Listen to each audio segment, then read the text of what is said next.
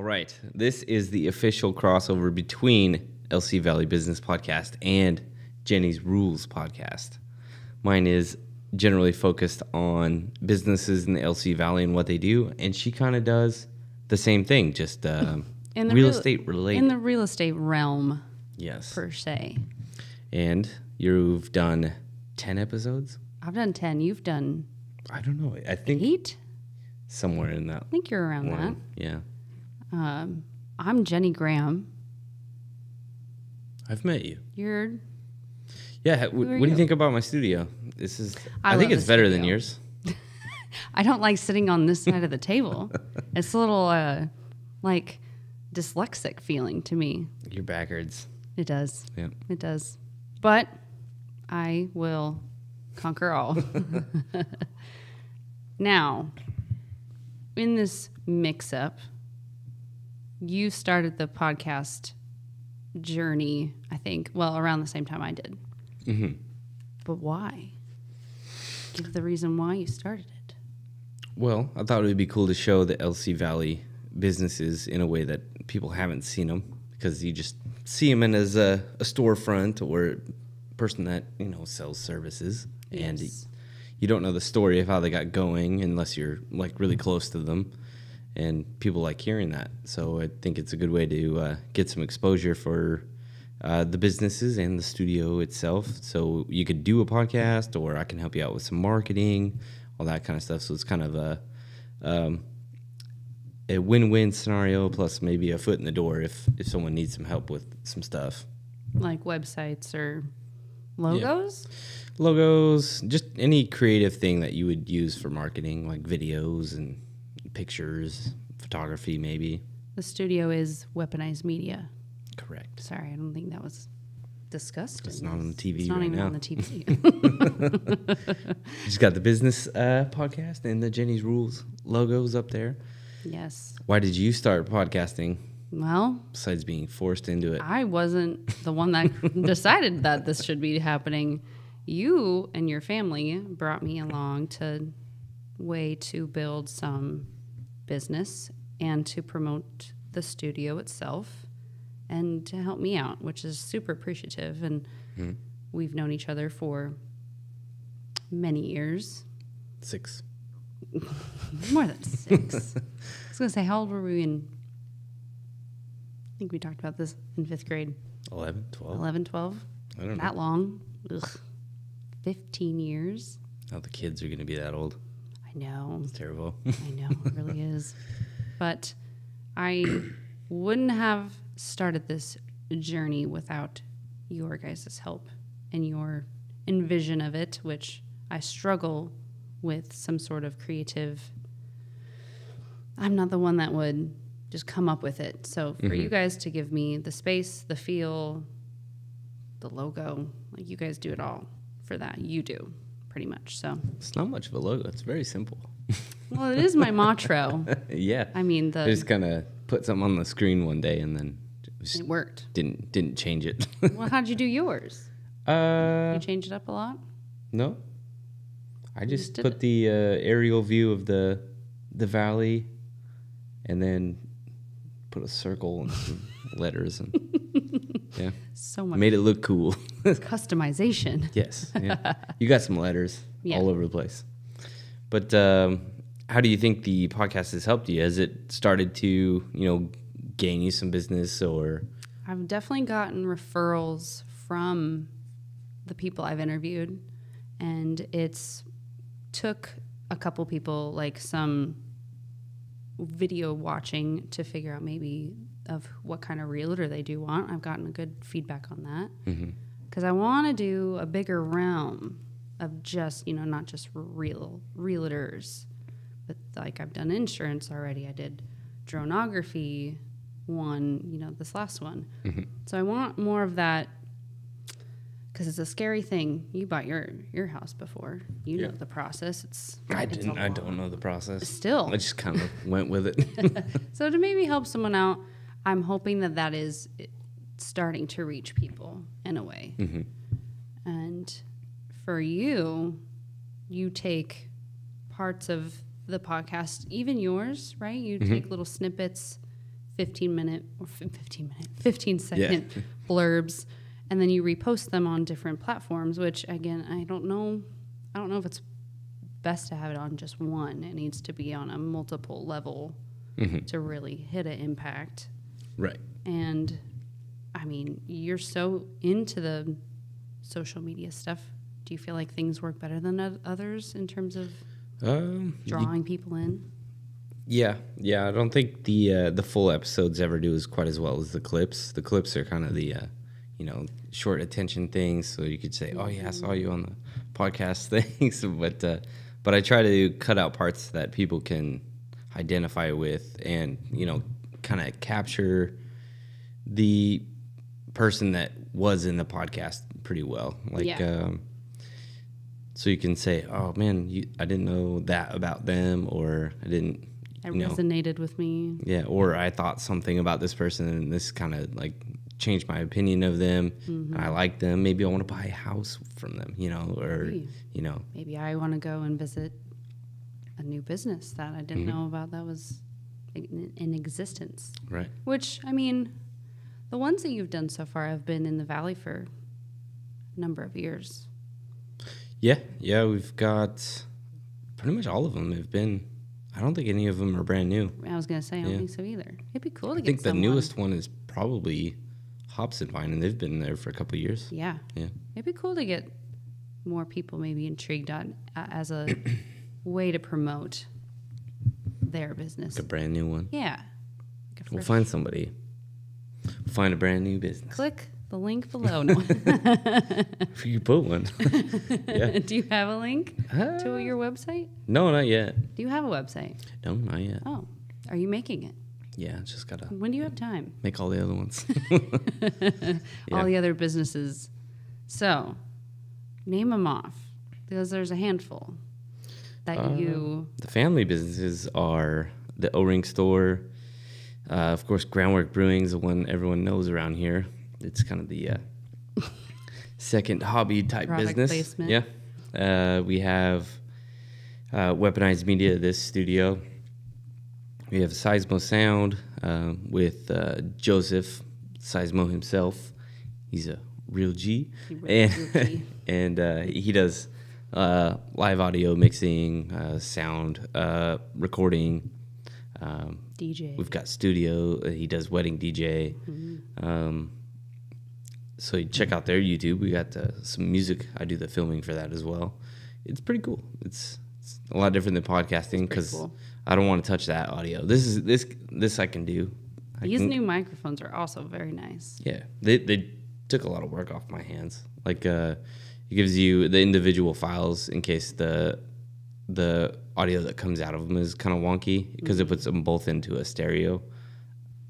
But if that audio is kind of wonky, it gives me the individual tracks so I can clean it up on the cool. back end from just kind of like raw audio kind of thing. See, and I don't know how you do the backstage work, the lighting. You do all the lighting, you do all the placement, and I don't. I just sit here. Yeah. And on that side. I think I do okay. I kind of learn everything that I've ever done by kind of like you get a new video game, right? And you don't know the controllers. I don't look at the button schemes. I just hit them all until they're rocking. Run. Yeah, then I'm good at the game. So that's kind of that's how I got good at Photoshop. I didn't take any classes for that or anything.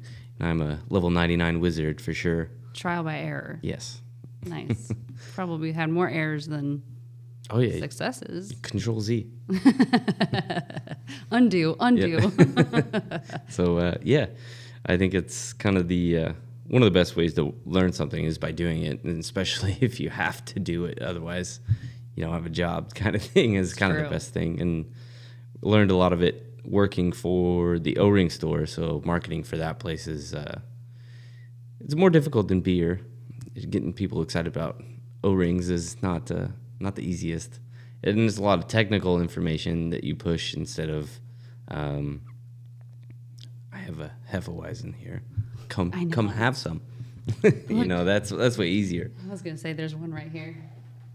This is an O-ring. How do you promote a circle in multiple sizes? That is a Buna N-nitrile 70 durometer. It's a -318 of the AS568 drawings, which is the U.S. standard for inch O-rings, and that's a pretty big one for how small and thick it is.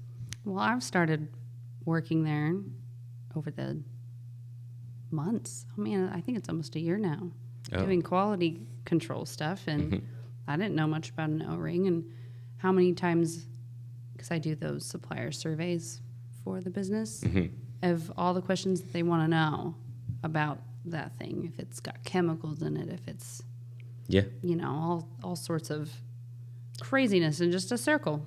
A lot of it's no, but they have a lot of legislation where they have to assure that it's got none of that in there or all that kind of stuff. So O-rings are a big deal. They're in everything. It's the most simple style of seal there is, so naturally simpler is better. It's less failure points. So they're in everything. If they all failed at once, we'd be doomed. Have you always done the marketing for the O-ring store? Yes, yeah. My dad and I, Dad started the website when he didn't have any work, so he kind of started that all up and eventually grew it into what it is today, which is not a big business, but it's not a small one anymore. It was in his garage. Almost 13,000 square foot facility now. Mm-hmm. I have to put Full of O-rings. I have to put the square footage on all those sheets as well. Oh, really? Yes. So I now know the square footage of your building. Nice. Yeah, I was like, I don't know, I get a ruler out. Well, I think your dad was saying how big the garage was when it was first started. 10 square feet? I don't know. Yeah, to now. Yeah, it's crazy. Yeah, we had to move the shelves out of the way of the other shelves, so it was like an accordion, so you can get in there. And they're all in little jars instead of the packaging they're in now. It's hard to put millions of O-rings in a little jar. I know now. Before I didn't. Yeah. Yeah, and then I guess I kind of did it before then for we had a paintball shop and field prior to that, so we did all the websites for those. We sold O-ring kits online and sold paintball guns and paintballs in town, and then we had a field that we'd play at every Sunday. Is that the one on the Liston Hill? It's where EC Enterprises is now, so where their new track is. Nice. Kind of right across from the landfills where ours was. I thought it was right on top. Was there one there? Yes, they were before us. That was BK Paintball. Okay. Mm-hmm. And that's kind of where I started playing when I was a little teeny bop. Okay. Then I got really good. When's the last time you played? I don't know. 2013, probably. It's a long time ago. I know, I feel old. I can still do it, maybe. I'm sure. I'll throw my hip out. I'm sure Emmett would. It'd be pretty cool. There was a little team that we played one time, and they were trained by pros. And they were all real young, like 12, 13. Ninjas. And they're all super short, but they were assassins. So I was like, they beat us. But then later I was like, oh, I want to play that team again. That's funny. We probably could have wrecked them after we got better after a while. Well, knowing the journey from, social media has been a thing for sure in our realm now. Mm-hmm. But when you guys started, we had MySpace, we had... It was primarily, back then it was Google AdWords. Yeah. So you would have to really be meticulous about how you worded things on your website. You'd have to, what do you call it? You'd have to load it up to Google. Was it free, the ads?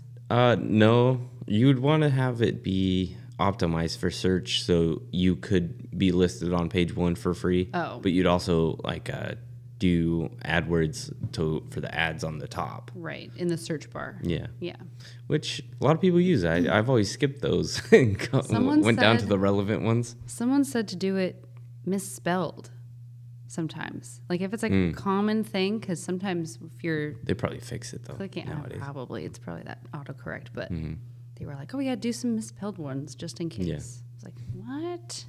Yeah, we used to spend an insane amount of money with Google, and it used to be a lot more competitive than it is now. It's still, you know, it's there still. Google's really heavily used, so people still, you know, hammer down on paying for that. And we have really big competitors as the O-ring store, so it's it's a pretty competitive field. It's crazy cool. And then how did the other businesses really, like, why did they start? We accidentally started Groundwork. We got into it with a partner, and that relationship didn't work out, but we're still here. We love it, and it's a lot of fun. It's a lot of work, though. It takes up a lot of time. But we've always had, you know, some pretty cool people working there, and the customers are the coolest. Got to know a lot more local people that way. Got better at talking to people because, you know, working in an office job where you're just around your dad, your brother, you get pretty just accustomed to talking to them, and then you get weird. You don't you get mean. Yeah, you don't talk to people the normal way. There's no happy days. Yeah. So then when you deal with the public, you start to become more outgoing I mean, I've always been outgoing, but you can talk to people better. Yeah. Like it's a weird thing to hold a conversation after just working an office job where you don't have a lot of contact with other people for a while. So I know the feeling. Because I started working at Groundwork just to get out of the house. I tried to be a stay-at-home mom after I had my second. It's a similar thing. And I just, went Start kind of talking to nuts. kids. I went kind of crazy. Yeah, I needed some adult discussions. Starting to brush your teeth to Baby Shark or something. Oh my gosh, I think my friends would laugh at this. No one else would, but I chew really loud. And when I'd eat by myself, no one would tell me to be quiet. So then when I was like eating out in public, everyone's like I'm not socially aware of what's happening around me. Right. But that's when I started. I think I've been now there 2 years. I don't even know. It's been a while. That's probably right. It's been a while. But podcasting, have you felt like you've gotten better at talking to people? Because you could prepare all you want for a podcast. Yeah. I try not to. I'll glance over website or something, but I don't feel like preparing for a podcast. You should know who you're going to talk to. Yeah. But it's kind of weird. I like to play the role of the idiot. So you don't like pull up to a drive-through for a place you've never eaten, and you have to. Yeah. You don't know what's going on, so it's better to get like a picture for someone that doesn't know your business at all. If I have no clue. True. I mean, some of the places I've done, I know about them. So, like I've done Brock's and Brava's. I like eating there. So it's a great date night place. I know that, and you know this, that I have some questions prepared in terms of in case. I'm always that fear of maybe it's just going to lull and I'm not going to know what to talk about. But it's in the moment of how things are, you can always assume like the direction of maybe you're going to talk to someone in their business, or maybe they're going through, they want to take it down a different realm. And you have to be a little more flexible. So I feel like I'm growing in that part of letting things just roll instead of having things planned out. Right. And I am pretty social in terms of like read the room, and this has definitely made me realize of what maybe I do struggle with in life and in terms of business. Things can't always be prepared. No. Things can't, it's always, especially with the realm of the loan industry that I'm in, I started at a very bad time. And right before that, I was like, oh yeah, I'm going to be doing so many loans a month. And no, that's not the case. So I think that's came up almost every single podcast. Yeah. Just the COVID period, like everyone started at a bad time, or this was a bad time for business. Or the 2008, a lot of the people either started right before that or during that. Right. That's when the O-ring store started. And I thought we were going to maybe do a little bit smoother business through this, but it's just as hard, you know, Right. because we're used to starting in the bad time.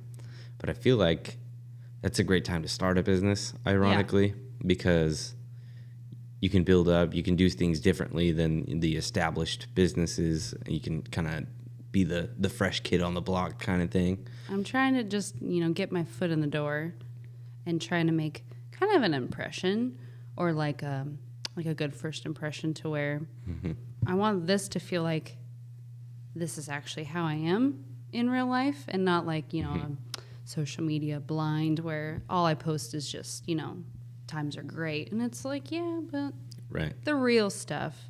So I like it that it's a way for me to just jump in a way that it's like, this could just be the stepping stone of what my career could be. It'd be cool to know that people were watching these videos years down the road and they're still getting help from it. And it's like, oh, it's pretty neat. Things could be different down the line. You know what? Maybe nobody owns a house. Maybe we won't even have money anymore. Wasn't that the thing? They were all, yeah. We're not going to have. Could get weird. I know. I don't even want to know. I'm just taking it day by day. Right. Well, you did mention you got some referrals. Have you gotten anybody that came direct to you, like a person looking for a loan? No, not yet. Not typically. We want people to start getting like pre-approved and all that before they start like reaching out to realtors and all that, because it's way smoother. But in this day and age and in this area, it just seems like everyone goes to a realtor first, which you totally can. And then, if they don't know where to go for lending, then the realtors then give out their input or their referral. So for me, I'm trying to introduce myself to more of the realtor base, because that's probably my highest level of referrals. It wouldn't be like Facebook ads, and it wouldn't be, I don't know, maybe I would like this to be kind of in this slot of where I'd get some business. Yeah. But right now it's been pretty much all referral based from word of mouth. I would love, hopefully that'll be soon, to where someone, doesn't know really where to start, and then they go into the lending portion of it first, so that way it's the roles are reversed, and then I would have a client that I'd be able to refer to a realtor that I know would be, perfect for them, and that's just like a golden ticket to give them. Right. That they're approved for this price, and then they can just then start not blind. Right. They can go in a good direction. You can at least know, I can look at houses. Yes. Or can't. In this price range. Yeah. It's always that heartbreak where they're starting to look, and way out of their comfort, or they don't even know where they sit, and then they're just looking. Well, we scroll through Zillow and just Zillow's a lot of fun goof for off. no reason. You look at castles and stuff. That's probably the coolest real estate website. Everyone gives Zillow all the credit, but castlelist.com. Darrow's has There's his castles. dreams. They're way cheaper than you might expect. True, some of them come with You get a castle in Italy with a tower, and it's fully stone. Do you Some even of get them, a town? Doesn't there Yeah, you get a little village. You can house your villagers in, I guess, if you have some. If only I had someone pre-approved. And they're only like $4 million.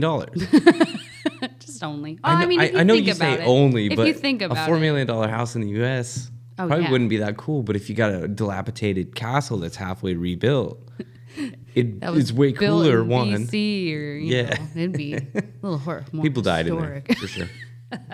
There was a war Yeah. close by. Yeah, the war happened in the castle.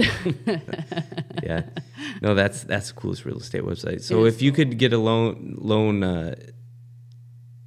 That you could, I don't know how you would say that. Like you can If I could get give a loan out for someone to buy a castle in Italy. That'd be pretty cool. If only it was Italy. I'm only licensed in Idaho and Washington. You can be out licensed in all 50 states if you want. There's the one national test, and then you apply for each state that you want to get into. So all 50 states. What if you became the most famous mortgage lender there ever was? Is there a famous mortgage lender? Is there like someone out there that is like the Gordon Ramsay of mortgage lending? In my company, yes. There's the top producers, and definitely more of like regional. there's like Northwest. It's all sectioned in that way. New York, Northeast for sure. But in like the whole general, I mean, there's maybe a couple that stand out in different. There's so many different types of lending opportunities, like banks. You can go towards them or a credit union, and they have different avenues and they have different loan programs than we do. And so it's, I don't know, it would be cool to be well known. Registered in all 50 states. Oh my gosh. Become that girl. And if I could produce enough to just buy renew my licenses each year for each state, I would do it. It'd be pretty cool. It'd be cool because, again, you'd have all that flex to be able to reach anybody. Right. If someone moved from here all the way to New York, heck, I could do their, but I'm only Idaho and I'm Washington. So I have some ways to do more, but I think for right now, starting out and how close our states are, this was the better option. And in our office, I don't know if I'd have to look on a map of if there's any that close of state to each other, like ours. So, and of course, Washington and Idaho have different laws and different tax, things. So across the board, yeah. Yes. In terms of when we ask questions on seeing where they kind of want to locate or if they've never looked or what they're comfortable with, we always get the Idaho or Washington, and then we can kind of narrow it down to more programs in that way too, because then there's some, I can't say it normal, rural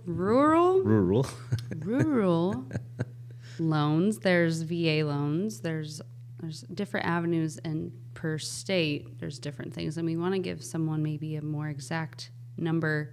If they have a house in mind, then we can include the property tax in their house payment, so that's not a shock of when they get their first documents that show kind of the pricing of things, because it's not the final. There's the final documents that you sign at the end, but then there's ones at the beginning that are kind of well, this is what it's going to look like. Disclosure type stuff. Yes. Yeah. Yes. I remember that part. You.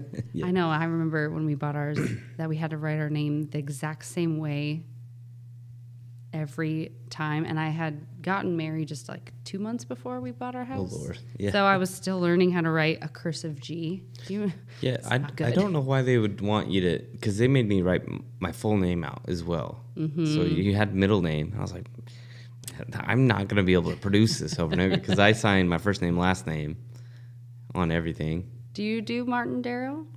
No, I usually just sign Martin Frosted on everything. You don't even put the Darrow D or anything? No. No. Yeah, first name's Martin. Hello, world. I think that's cool, the family name, how it's been passed down. But it's only middle name. You guys don't do seniors or juniors or... No, it's just alphabetical middle names. Yeah, it's kind of weird, but cool. So Martin D is you. Your son is Martin E. And then he has a son. Martin Fartin Frost. There's only so many F names. Yep. I'm excited. Yeah. Poor Emmett. See what he does. Poor Emmett. I gotta raise him right. But so is there any other goals maybe that you would want the podcast maybe to produce for you? It would be cool to have it to where people reach out to come on, that want to come on here. Because right now we've been reaching out and asking people, if they'd like to, and I'm getting that oh yeah, I've seen it. I've seen every one of them. I follow your stuff, your Facebook, and it's oh, that's cool. But to actually want someone to maybe want to do some promotion stuff, or to talk about some exciting thing that they have planned, or my very first episode, they were switching brokerages, so it was a kind of a nice way to ease that into a social media thing. I also would want it as a goal, it'd be cool to do like a group setting. And like a round table? Like a round table, but have it to where like you ask them, hey, would you want to be a part of this? But not know specifically, anything of who was on there. Just like would you want to be in a group setting type round table talk? And if they said yes, then you put their name in like a jar, and then you just randomly pull out people and have like a discussion about stuff. And 2 jars. A jar full of questions. Yeah. A jar full of realtors. That they can even put in. I think it would be a cool opportunity to know. Because realtor-wise, they work a lot together in transactions. We only work with, ones that maybe refer to us or we refer to them. So it's nice to get that more broad, which is like why I started, or how I started introducing myself was a little slow and a little, I don't know. Not that I knew a lot at first, but everyone in the industry that's been here for 15 plus, years of business, they already know what works for them. They already know who they've worked with in the past. That's been great. So why would they want to talk to me openly as a form of just introducing myself? And like I said, there are different people that are in lending that can do different avenues.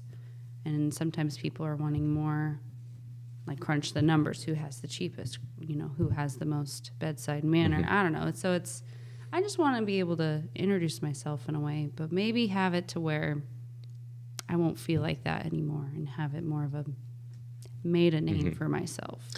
The thing that I would look for in a lender and a realtor isn't necessarily like I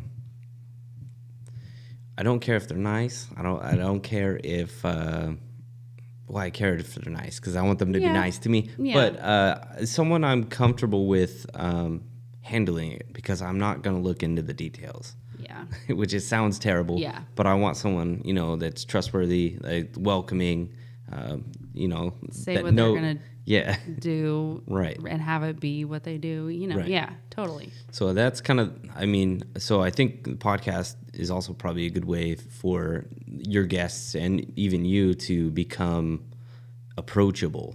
Yeah. So if you have someone that's just listening that, is looking to buy a house or, just thinking about it, then they might be more comfortable reaching out to you just because they've got to know you in a weird way by just listening to the podcast. Yeah. Like everyone knows a lot about their favorite podcaster out there, but if you got just a little more familiarized in their mind, then it might help be approachable. So they might approach you first if or approach one of your guests first if they're like, you know what, cool. That guy seems nice, that girl seems nice. So it might be a good avenue just, for like becoming a person they kind of know for some reason. Yeah, they can click with. Mm-hmm. I also want to be able to be very informative more, too, on when they're asking me, like, I get the whole question, like, what are the rates are right now? And give me some time, I can look at it. But and that's what I'm slowly learning is more of the lingo of how to word things, or, in where I work, compliance, I have to be very cautious about some of the things that I say because it could be considered like predatory lending, that I can say one thing and then they can come back at me and they're like, but you said this. So I want to still find that fine line of what I'm able to say. Like when I give information to realtors, I always ask permission from clients. Hey, am I able to relay this information to your realtor? And if they say no, then I can't. And so then when they ask questions, it's hard. My hands are tied behind my back, and I feel like they want to know, and I want to tell them certain things, but then I can't, I'm kind of limited. What we'll do is Jenny rules. We'll do individual reels and TikToks of just the informational stuff. That'd be cool. Just get your words right so you're not predatory. Yeah, no. no. I don't want to be a predator. Please, no. I'm too nice for that. That's what they always say. Yeah. You'd be in that movie, Steve Carell. Oh, The Big Short? Yeah. It was a good film. I mean, it's one of those that you maybe only ever watch once. I know. But it was good. It was good. Well, and it's funny because, like, now things make sense to me. Before, when I watched it, you know, when they do the eye contact in the camera, what's that called? Oh, like the Office thing? Or breaking the barrier? Wall? Yeah, or something. Yeah. And they try to explain it to you in a way. Yeah. And it's like before when I watched it, I was like, over my head. Cool, man. Yeah. Sounds like a problem. Margot Robbie's in a bathtub. Like, that's pretty much what I got out of that. I understood that part. But now, She was in that movie, though? Yeah. Oh, I haven't watched a movie in a long time. I remember Steve Carell. I remember. No, Batman's in it. Oh, yeah. Christian Bale? Bane is the bad guy. Yeah. See, I'm getting it mixed up. Same film. Different films. Yeah. That's what I do is I you can't hold my word completely because then I might be like, oh, wait, no, never mind. Yeah. But I don't want that. I want it to be when I talk to clients and when I talk to realtors, I want to be not questioning what I'm saying, you know. So just comes with time mostly. Comes with time. It also comes with like what am I able to say without crossing that line of marketing or, you know. Yeah. And with this, it's just a way, you know, I guess to introduce. You, I mean, you don't really, do you really talk about much of your personal stuff with clients or people that you interview? Or is it mainly just their business? Like, do you talk about your businesses in it at all? No, not really. Haven't yet. It's just more them. Yeah, because it's, I mean, I don't know. Does that blend mine a bit from, like, my stuff in it as well? And you kind of just do the one side. Yeah, it kind of makes it hard a little bit because, like, sometimes there's, like, a little gap maybe where, like, you get stuck on what you're trying to say or something. Right. But you could kind of fit some of the stuff I do in there. Yeah. Have you ever done those, like, small business classes or anything that they've provided in college or whatever? Yeah, I think a lot of that kind of stuff, if you start a business, you just learn by necessity. But it's probably a good thing to do beforehand. I mean, a lot of the stuff we've learned about business and stuff like that is through necessity. I mean, the whole reason we started the O-ring store was because it was, 2008. My dad got let go of his job, so all we had was the paintball field. And he couldn't get hired, even though he's the most qualified guy back then. College degree was, you have to have it. The thing. Yeah. So it was, he couldn't get hired on anywhere, so he just kept selling O-rings. So out of necessity to feed the little hungry boys, feed the family, he had to just learn how to make a website and start selling O-rings and learn eBay. Was it eventually Amazon? And was it a side hustle like at first? Was it like a side, or was that kind of the paintball field was the side hustle? Okay. And then the only thing that kept selling for paintball after all the college players left because they had no money and pretty much the customers just dwindled away with that. The only thing that kept selling was O-rings online.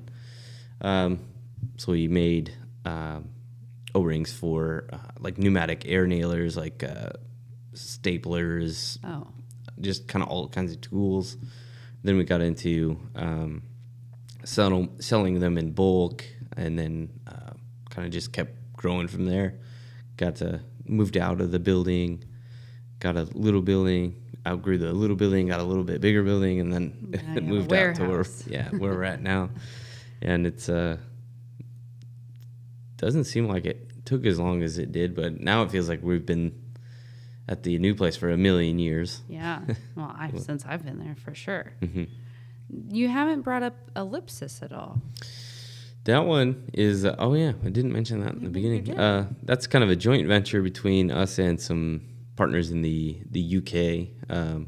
So that one, as far as my marketing style, is kind of in my wheelhouse. So if you do online sales or kind of industrial stuff, I'm pretty good at marketing those things, doing the product photography for those things, all that kind of stuff. But Ellipsis is kind of a little different. It's software. It's an app. Yeah, it uses your phone's camera and artificial intelligence, machine learning, that kind of stuff to analyze an image on a grid of an O-ring, and it'll tell you what size it is. And I've been measuring O-rings for 15 years, and it impressed me. And we were kind of gonna try to contract this out. This idea we've had, we're gonna contract it out to have it developed. But now that we know Matthew, our business partner that coded it all, nobody else could have pulled it off. No, it's too. We didn't really understand the engineering that would have went into it. Yeah. We understand the product and everything like that, but for the actual the art of measurement is a different thing, and you have to account for. Some of the machine learning accounts for like out of roundness of the O-ring, shadows around the O-ring, the distortion in your lens, all kinds of stuff, and that has to keep updating with each release of phones, and then the upgrades. Yeah. And then each photo it learns off of, so it gets better over time. Wow. You used to have to take it very, very precisely vertical and perpendicular to the grid, kind of line up your crosshairs. But now you can kind of have a skew to it, and there's a 3D correction involved. It's really, he pulled up his code one time and I about passed out. I want to know. Was it pages? It looked like the Matrix. It was just running. Oh my gosh. I was like, how do you look at this all day? No way. He's a different wizard.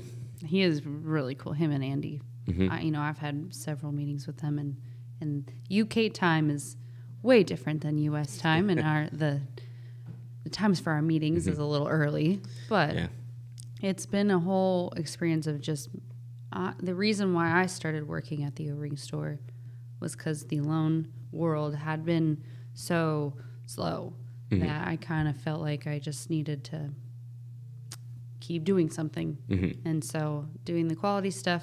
I've been trying to get this certification for you guys. Ellipsis is now certified for ISO, so I don't know if anybody knows what ISO is.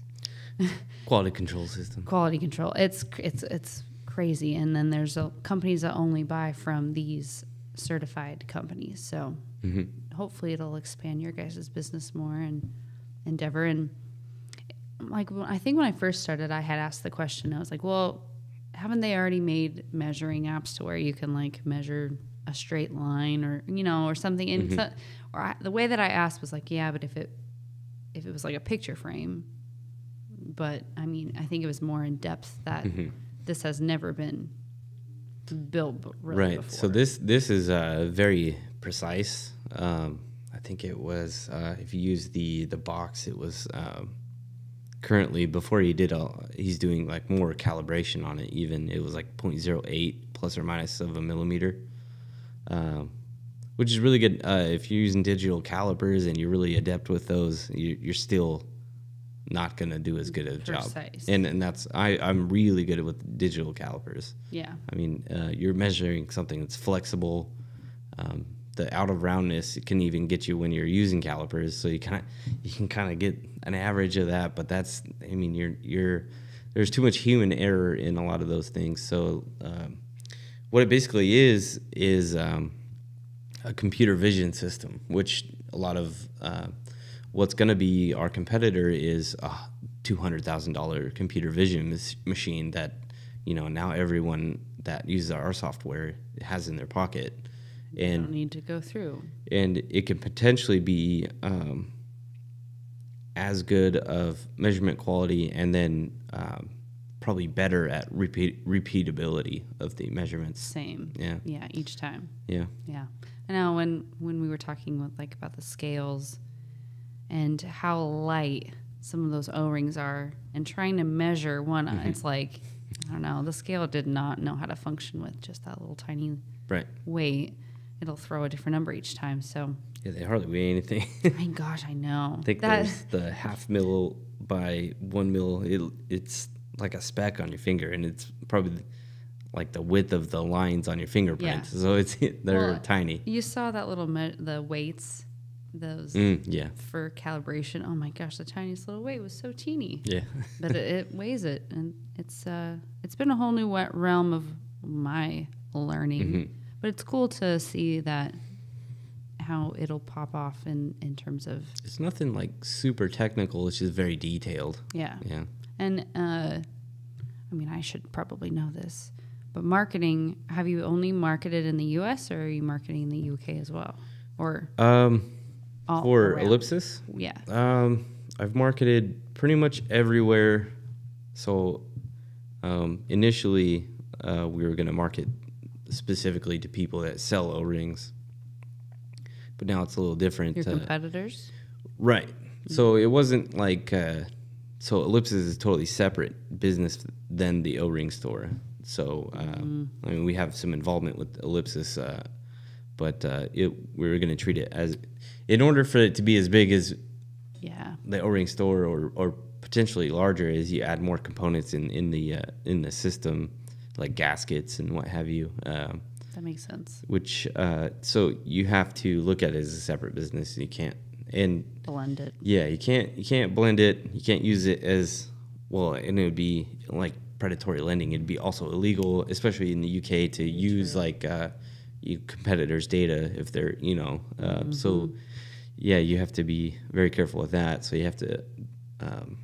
I mean, a lot of that's Matthew stuff anyway. So we couldn't. That's true. So it's he wouldn't allow that to happen. No. Yes. So that we use it for the O-ring store, and it's a separate thing at the same time. So when we're thinking about Ellipsis, we're also thinking how it could benefit the O-ring store, and it has. But it has to benefit the O-ring store the same way that it would the entity. Yeah. So we've got the O-ring store is the exclusive distributor in the U.S. And when you make a measurement, you're going to be able to pull up a part at the O-ring store. So like the O-ring you pulled out earlier was -318. My eyeballs can measure O-rings, by the way. Because you've seen them so many times. One time at the old warehouse, Joseph was measuring out 100 packs by weight, and I just scooped it out. Put it on the weight. It said 100. Perfect 100. Dang. Blew his mind. Oh my gosh. Wizard at some things. Or it was just an accident. But yeah, so and then in the Europe, we have Eastern Seals. They just signed on as the European distributor, so that's kind of a big step for that. Big deal. And then we have some companies that are selling grids in Australia and stuff like that. That's cool. I think pretty much a company from everywhere has kind of reached out and been curious. Like there's one in Dublin, Ireland, that was curious about it. I don't know if that falls in. I think that falls into Europe. Definitely. Has to, yeah. Has to. I mean, I feel like anything across this is European. I don't know if you asked the Irish that, if that would be the case. It'd but probably be, who knows? We'd probably be looked down upon, but who knows? That's exciting. And correct me, is the measurement stuff over there, in terms of like money, how they have euros and we have US dollars, is measurement different? Well, they use metric. Okay. And yeah. Well, of course, but the AS568 standard of O-rings is pretty much used globally. The same. I think it's just because they're manufactured more. There's a set number of sizes, but then when you move over to metric, there's too many. Odds are endless. I mean, you have 1.5 by 1.5, and then you have 1.5 by 1.8 for some reason. So there's just millions of sizes. And then the AS568 is based off of a set of drawings. So they have just incremental for the 1/16th cross section, and then for the 3/32nd cross section, they just kind of have incremental drawings that make up a sheet. And there's like custom ones in between. And there's even British standard ones that are in between those, but it's still, they're cheaper because they're manufactured more, and there's a limit of them. Yeah. So like, even like if you buy like a Mercedes or a Porsche, they might more than likely they might have the AS568 standard in them, which everyone's like, no, it can't be. It's manufactured in Germany. I'm like, you'd be surprised. Stock, man. So it's customizable. Yeah. And you guys, I know you guys vulcanize, which means you practically take tubing and make your own O-ring, essentially. But you're not making it, though. You didn't design it. You are constructing it. Yeah. So it's like Is that the same word? So vulcanizing means you're taking the raw rubber material I just said the same word meaning. Yeah. Whoops. You know what I mean, though. Yes. Okay. Yeah. Okay. So it's a manufacturing process. You have the O-ring cord material, which is already like solid compound. So if it's Buna N, it has you put an adhesive on there, which is not really an adhesive. It's kind of like a raw Buna nitrile compound, and then you heat it up to vulcanize the rubber. So it's kind of like a chemical bond rather than yeah. Which I guess the adhesive is well, but this is different. There's no what's the things that they always ask? There's no gold. There's no tin. What are those chemicals or? Oh yeah, What's the tungsten? DFARS or something. There's a bunch. Well, it's exciting to know that that's a worldwide business. And it locally. I mean, nobody knows about it. No. So a lot of the people too in town that I've talked to, I'm like, oh yeah, I help out at the O-ring store, and they're like, yeah. I'm like, no, it's not a store that you can just go into. I mean, you can and chat with you guys. I think the name just came because Google was the big dog back then. We were probably one of the first companies with an online catalog where you can show stock and everything. There was. If we weren't first, we were second or third for sure. There was so many back in the day. It's kind of like right now we're seeing competitors being bought up, stuff like that. Whenever the economy goes down, the big dogs start scooping up companies, buying them out. I know exactly. So that kind of happened a lot back then. So there was a lot of companies that probably they're gone. Well, same thing with lending. Or honestly, in any form of business, when things go bad or downtimes, bigger businesses buy up little businesses. It's just inevitable. So it's kind of makes it the perfect time because a lot of times the corporate world is pretty rigid and they're not very flexible, so they can't change on the fly. They kind of have processes, and then the guy making decisions also has to answer to 7 other people. Yeah. So and it's you kind guys of don't really have much to talk up to. What's your job title then in all this? Well, the business is CEO. Would you put yourself down as a CEO? CEO is kind of a weird word. I don't know. Co-owner. I think CEO sounds better. Co-owner and it sounds cooler. Level 99 wizard. You're a digital marketing expert. Yeah. Wizard. Yeah. Digital marketing wizard. Yeah. It's kind of weird. You kind of picture where you see kind of things and where you see kind of certain advertisements, and then you kind of try to place them there, for your customer. And you visualize things pretty well of kind of what you think things should look like. And see, that's where I lack. I don't, I at least have to have maybe an idea or something I can't come up with the idea, I'm just, that's a whole different part of my brain. I don't think it's strong enough, but you have that ability to just mock something up out of thin air. Yeah. Have you always been for like the most that? part? I mean, throughout the years? Yeah. I think artsy? Yeah, I think that's kind of yeah. I didn't follow the directions on Legos. I built whatever I wanted, that kind of thing. Yeah. I was trying to think of the art projects that we did in school together. And Yeah, art's kind of cool. I don't really think I'm an artist. I think Were you the Oregon Trail lover in the computer lab? I didn't play that much, but I remember it pretty vividly. I figured computer lab would probably been in your knowing you now. Well, computer lab so I have beef with computer labs. The Current? So I went to school at Camelot Elementary School. They won awards for Same. Well, yeah. Well, so the remember little bit that I did. My biggest problem with computer labs was the computers I used in kindergarten at Camelot Elementary School were way better than the ones I had senior year at LHS. I thought they were the same. I mean, granted, I was one of the smart asses. You were. But not really though. I failed one of the classes, and it was like one of these high point assignments. But we were in the computer lab, and I sat at this computer that was like, I had like two computers on top, and the monitor was like this high, and it wouldn't boot up within the class period. And I told the teacher, and she's just, you're goofing around. I'm like, hasn't turned on yet. It's making noise. But then she just failed me on that assignment. And then there was another thing with the TV where I made the coolest PowerPoint presentation out of any child that's ever existed. And it was about the Roman Punic Wars. Oh my God. And I was so mad. I couldn't read the TV, and I had so much information on there. And he just said, you didn't actually learn the material. And I was like, I just don't know.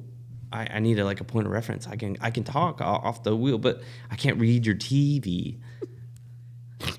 And then he failed me on that too. I was like, the Roman periods, how often do you think of the Roman Empire? It's like a thing right now. I was really mad because it was the coolest. It was the coolest stuff. The TikTok trend right now is asking, how often do you think about the Roman Empire? Yeah. Have you seen those? Yep.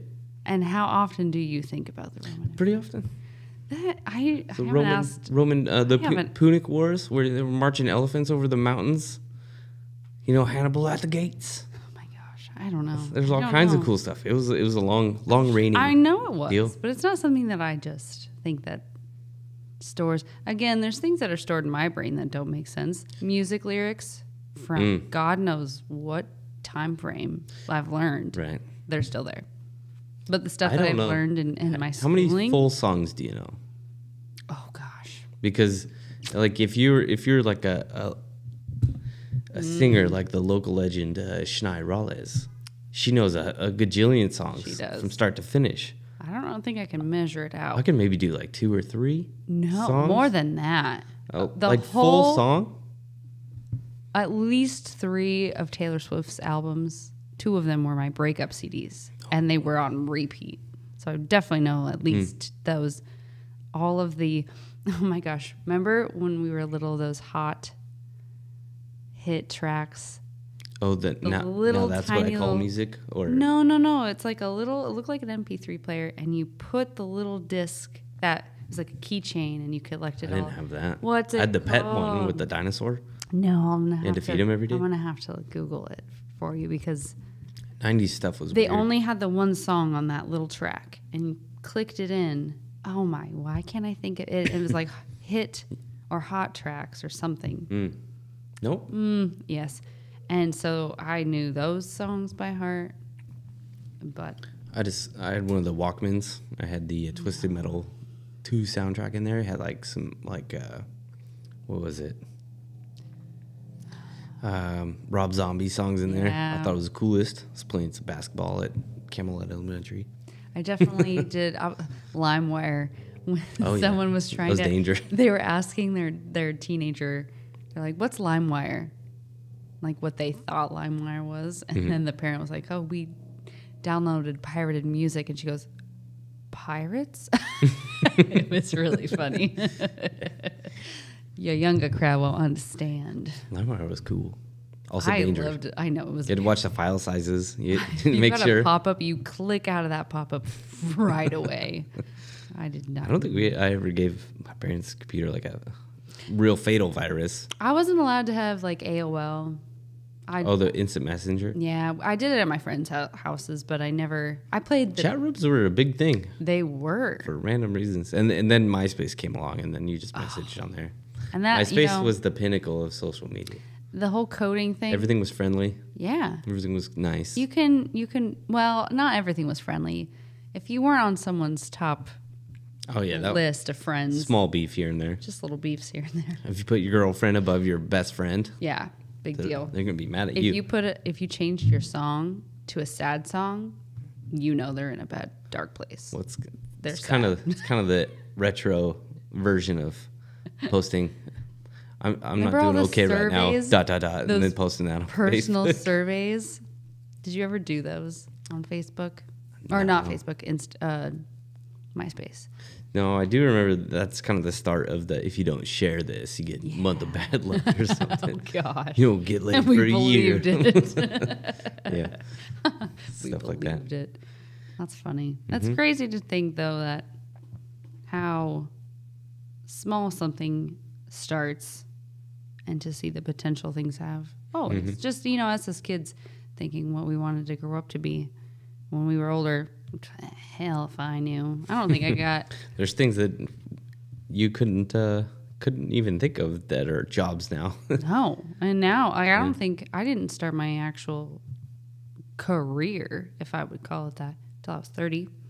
As I had been in the medical field for 10 years. And that's where I thought I was going to go. But then, COVID hit. Things changed. 2 kids changes a lot. And I wanted to have a more flexible type of life, or flexible to where I can still work anywhere. And now I have that. But it took by the time I was 30 to really figure it out. Yeah. Well, if you think back at your 20s, I feel like I was stupid. Let's not I feel like say we did. 30s may be your prime. Oh, no, I'm definitely enjoying my 30s. My 30th birthday. Yours, I don't know. Did you have many birthday parties? No. Growing up? Well, child birthday parties. Well, yeah. But my favorite birthday party was probably my 30th. Bob Ross. You'd have to say, yeah, Bob Ross. I didn't make it to that one. I don't know where I was at. I don't know where you were either. But I made it to yours. There's probably children. Probably there's always children. My children were at my birthday. They don't go away. And they're just always there. Mine are like Velcro. They just stick to me and they're sticky. The little one's very sticky. Dropping him off at daycare is hard. I was speaking of it. This made me. I picked up JC from where she goes every day, and there was like a stain on her pants, and I was like, "What is going on by her pocket?" I reach in her pocket. There's raisins, just seeping in through her. I'm like, "Why?" And she goes, "I don't know." She really ultimately did not know. Food in your pocket. Food in your pocket. I don't understand. A bigger thing when you're a kid too. There's one of my core memories is I had a study buddy, and I thought he was really cool. I was like, one of the younger grades at grade school, and I thought, was he an older? Was it like the younger he's the to older kid, the 5th grader? Yeah, that would help us out. Yeah, I was like in kindergarten or something, and I had cereal in my pocket. I offered him some, and he laughed at me. And ran off. And you were like cereal in your pocket? Heartbroken. I was like, oh, I thought we were study buddies. I didn't know you were a study jerk. Of Napoleon Dynamite when he gets the tater tots out of his pants. It's terrible. Yeah. Ew. You just, yep. No. I don't think This is embarrassing core memories. They last your whole life. Again, the stuff that's trapped in my brain. Yeah. But yet. Some of them happened in your 20s. Definitely. Yeah. Actually, having a kid in my 20s, I thought I knew a lot. I thought, not that I was like naive when I was young, just like, oh yeah, I know everything. But I felt like I thought I had my feet on the ground. Nope. No. Heck no. I maybe still don't.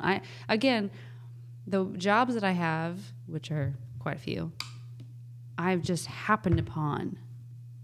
In the moment. It's nothing that I've ever just like dreamt of doing, and it's taken this lifelong goal. No, it's just kind of happened and fallen. Well, I think in my 20s, one of the biggest things I learned, like career-wise, is that nobody's really got nobody's really got it figured out. So nobody thinks that they can become that guy or that girl or the person in this role. But if you just do it, you become that. I definitely had even though you don't feel like it while you're doing it. I definitely had that. Yeah. Oh, yeah, they got their stuff together. Am I allowed to curse on... Well, again, this is a multi... Yeah. Well, I don't think we're not shooting for kid audience. Yeah. Listen up, kids. I can't tell you how many times I've looked at the camera. My best marketing idea, and this is one I'd spend some money on. I need someone that makes cookies. Like I know a couple people that make cookies like on an industrial scale. Like you can sell like millions of dollars of cookies. Like Betty Crocker. Yeah, like Oreo. I don't know Betty. I've got the best marketing idea of all time. Oh, I remember you saying this. Okay, now you have to tell the world. There's going to be... You would start this campaign in probably October. YouTube Kids, targeted. Like all the cartoon channels, targeted. Hulu, like anywhere kids are watching cartoons, targeted. You spend a ton of money, and you have Santa Claus, like a real deal Santa Claus. And this Santa Claus tells people that they're sick of your mom's cookies. Please don't give me these cookies anymore, kids. If you want a good present, then I need this cookie. Because you know what? It worked on me as a kid.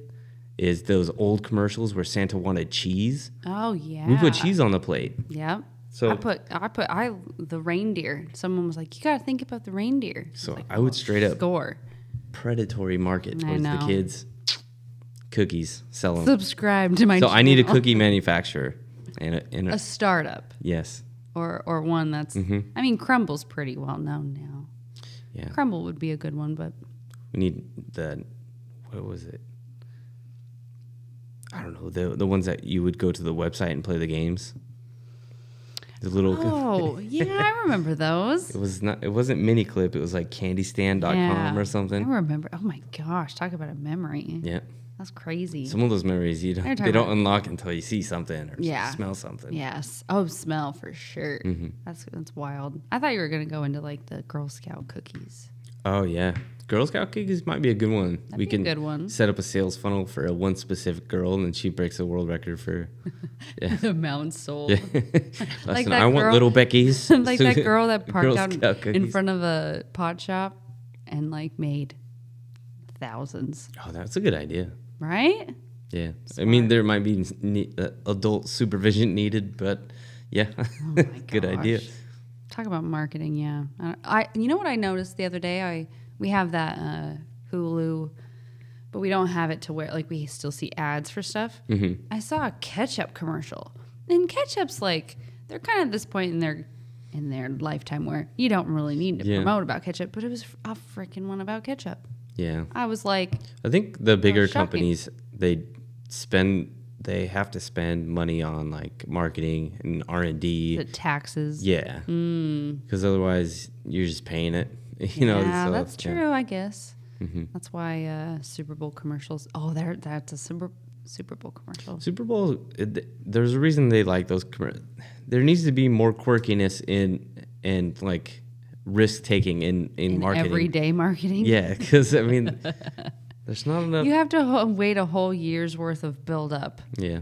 Even though like I buy generic commercials the rest of the year. I buy Doritos all the time. But the Doritos commercials during the Super Bowl, love my favorite. Everyone's watching that while eating Doritos. So while eating their Doritos while watching the football game. Yes. There was this whole thing I think I saw because NSYNC got back together. Talk about music. Oh, and like if them and Backstreet Boys and Boys to Men like all combined to do Who's Boys to Men? Don't talk to me. I know the other two. Those are like the only ones. If they all got together and did like a halftime show, I'm selling. What happened to the rock stars doing halftime shows? I feel like selling my kidney. Yeah. What was the last rock star? I'm not really sure. Is rock even like? Is there new rock? I feel like it's just all. They all end at like the 90s. I mean, if you consider punk rock, as it's rock. that's more of our generational, what we know. But I mean, there was, I don't know. I just got back from Vegas and there was Taking Back Sunday. Yeah. And I thought they were just kind of like a not very well known, but they were the free act at Fremont Street. And that was Really? packed. You Yeah. couldn't walk. Super like packed. Yeah, you had to like scoot in between like the crowd to get back to our hotel room. Oh. We were like, we're not gonna get squashed in this crowd. Well, and I think we were a group of friends and us last year were supposed to go to that festival that had, it had Paramore, it had My Chemical Romance, and so it was like a big just punk, and I think they were playing 303 was supposed to be there, and then we ended up not being able to go because of wind, which was a whole big uproar. But I was really pumped to be able to see some of those people that we've idolized and listened to our whole. Avril Lavigne was supposed to be there too. Oh yeah. A lot of those people just disappeared into obscurity. Like they were super big, and then just some of them. Blink-182 still makes albums. Yeah. And I think Avril does too. There's a few, but yeah, a lot of our music. I mean, yeah, it's not as still good there. As the oldies. Yeah, the oldies were good. Well, now what kids nowadays are gonna they call oldies? It's like, well, the music now they are. I thought our stuff was vulgar. oh, I know. Compared to our parents. Our parents' generation, they at least tried to hide the vulgarities into, lyrics, Oh yeah. And so they didn't explicitly say anything. Marvin Gaye was like the sexual. Yeah. I was like, that is not what kids play nowadays. Yeah. How do you even do the Kids Bop versions anymore? Just spit all over the microphone. Yeah. Well, That's terrible. we better I was gonna say cut zero. it before I we run out of space on I don't here. even know what time. Yeah, we're at 1:15. We did it. We just get to talking. Yep. All right. Well, here's to the second best podcast host around. Whatever. This is Multitude. Thank you, Daryl Frostad, for coming on to my podcast. Oh, yes. Here I am. This is a crossover episode. Neither of us are hosting. We are interviewing the interviewee. Yes. A podcast within a podcast. Yep. All right. It's been cool. Yes. It's the coolest one.